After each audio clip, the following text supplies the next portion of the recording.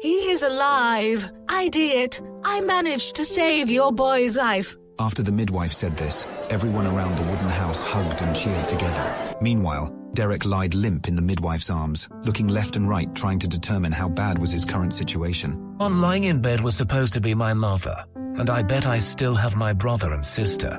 It should be my father who is crying.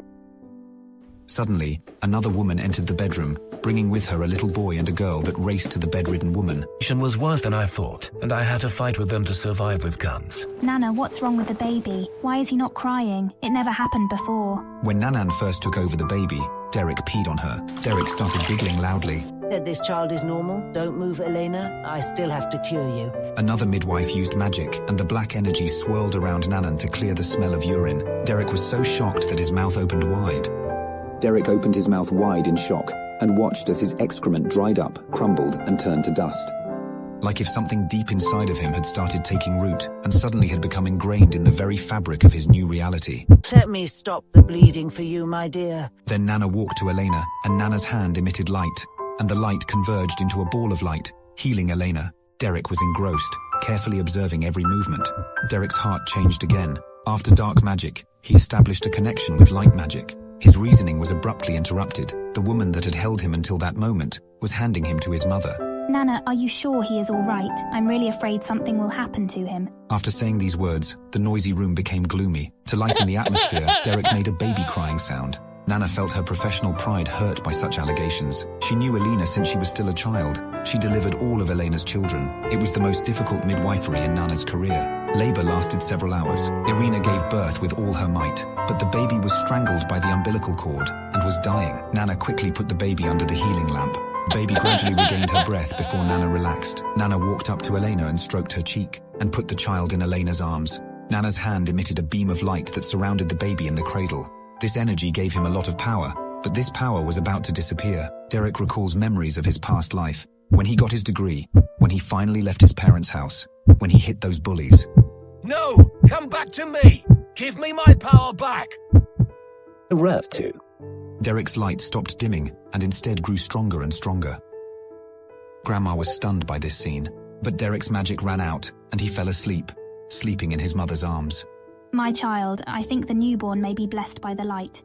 There is no need to worry. Derek's first days as a baby were peaceful, but far from boring. He had no responsibilities. All he to do was eat, sleep, poop, and the occasional baby noise or finger-grabbing routine. He determined that he had two priorities. Number one, learn their language. Number two, he had somehow to figure out magic, or at least its foundations. Derek spent his first day in the new world in bed, together with his mother. Failure after failure, his anxiety grew stronger. Fear of the unknown and of tomorrow started to build up. The final outcome of his first day was zero progress in magic. No progress with language, but his mother seemed to be a good parent, and he finally learned his new name, Lith. The second date, Elena, showing the strength of a wild ox, decided she was sick of resting and got up to help doing the daily chores. Once finished dressing, she walked out the small bedroom and found her older daughter, Eliza, messing with the fireplace. What in the great mother's name do you think you're doing? Lily, the sun is not even out. You should be sleeping. You know you were not allowed to mess with fire. I am sorry, Mom. I just wanted to make you all a surprise. Let you wake up in an already warm house and breakfast ready. Eliza's face showed only sincere concern. There is no need to worry. Silly bee, your mummy is a pro with kids. Elena said while ruffling her hair. Elena shooed her away from the fireplace and with a flick of a finger lighted the fire. In for a... Elena sent Lily opening the window shutters to let the dawn light in while she prepared breakfast. Elena took several vegetables out of a cabinet and proceeded chopping them with a knife. Some had a familiar look to Lith, like some semi-potatoes and odd-coloured carrots. The others were all a mystery. The idea of having such breakfast made Lith almost cry. In his past life, he never liked vegetables. They were all bland tasting. No matter how much of them he ate, within half an hour he would be hungry again. Elena shoved everything inside a small copper cauldron and with the help of a hook, hanged it on a metal bar over the fire. You are so amazing, Mom. Eliza's eyes were full of admiration. Will I ever be as good as you with magic? Of course you will, silly bee. Elena replied with a kind smile. After a while, everyone woke up to have breakfast together. From what he could see, the house consisted of a big room, used as dining room, kitchen and pantry, with 3 doors that lead to the various bedrooms bedtimes and nothing else. During the morning, he had the pleasure to discover that in the new world, the daily chores like washing the dishes or cleaning the floors were all performed using magic. When bedtime arrived, Lith was dying to try some magic. He had waited so long for his hands and feet to be finally free. After a full day of thinking, he had decided to try only air magic first, until he was confident enough in his magic control abilities. So he twirled his little arm. Nothing happened. He never expected succeeding at the first try, but he had thought that something would have manifested. Well, I have nothing to lose. Let's give it a try. After some time, Lith started to feel a tingle all around his body, and then the energy seemed to move and condense inside his solar plexus. After a while, Lith felt brimming with power. After holding his breath one last time, he twirled his little arm before commanding. The wind generated barely tweaked his mother's hair, while in the following weeks,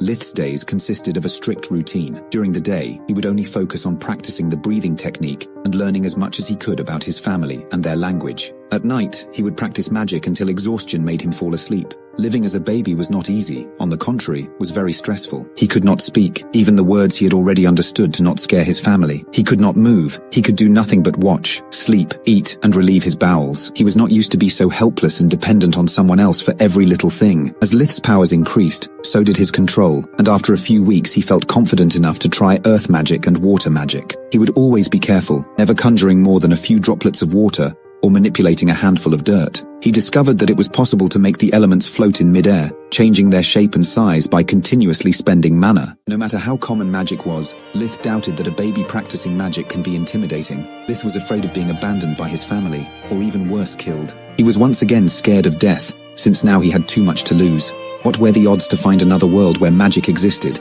To be born as a baby in a loving family? Zero, none, nada, squat. He had to play his cards well and play them as close to the vest as possible. Before revealing even a hint of his talent, he needed to know what the standards of that world were.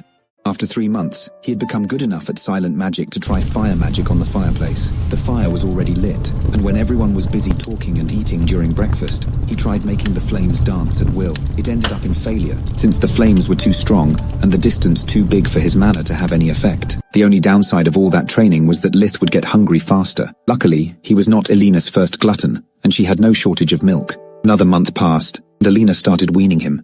Lith noticing that food wasn't abundant in his household, so even if he still had not a rich vocabulary, he could still read his parents' worried expressions every time he needed to be fed. Despite still being a cold-hearted, cynical misanthrope at his core, Lith could not help but feel guilty about it. They love him, and Lith sees them as hosts, like parasites. Their constant love shatters his emotional defenses. The more time he spends with them, the more Lith feels like part of their family. So, he started limiting his training to not exceed the amount of food they could afford. After adjusting his food intake, Lith's greatest enemy had become the hunger. He would be so hungry to have a headache all day long, often feeling lightheaded and incapable of focusing. Food would be the only thing he would think or dream about. And while Eliza had a big heart and strived to be like her mother, Orpol was angrier and hungrier by the day. He would often daydream about the days when he and his twin were the only children in the house. Now not only he had to fight each day for his parents' attention, but also for the food, clothes and so on. Once he had a room only for himself, then he had to share it with Tryon. It was just a matter of time before Lith would come to take away what little personal space he still had. Orpol could not understand why a family as poor as his own would keep making kids. It was winter, so there was not much work to do. Hence there weren't many occasions to restock their food supplies, and they had to last until spring. Orpol was sick of seeing Lith gobbling all the food, to the point of dubbing him Leech. So, whenever it was his turn to feed the little vermin, he would take some spoonful for himself, but Lith was not easily bullied. As soon as he noticed the spoon was not aimed to him, he would start to cry madly, and Alina would run to his side, foiling Orpol's plan. It was a very bad day for Lith, because it was Orpol's turn to look after him. Both their parents were out. One of the cows seemed to suffer from frostbite, so Orpol took the plate full of creamy soup for the baby, and gulped down a full spoonful. Lith immediately started to cry, but there was no one to hear him. Cry all you want, Bleach. Today is just you and I. No one in a shining armor to come to your rescue. After saying that, he gulped down another one. Lith felt like he was going crazy. Once again, he was helpless, his so-called magic useless in time of need. What could he possibly do, aside from blowing his cover, ventilate him, wet him? Using fire was too dangerous. A single meal was not worthy burning down a house. Lith's hunger was eating him, and his rage went above and beyond what he would have ever thought possible. You bastard! He yelled inwardly. Feeling so tough robbing a child, Lith's anger reached reached a new peak, his hatred burning like a fire. "I hope you choke on that spoon, you garbage." Lith waved his arm against Orpal in a final struggle, and then it happened. Lith felt the mana going out to his body, reaching the spoon already in Orpal's mouth, and pushing it down, hard. Orpal started to choke, and after removing the spoon from his throat, he started puking. Lith was so astonished to almost forget about both his rage and hunger. He had discovered something wonderful, a power that no one else in his family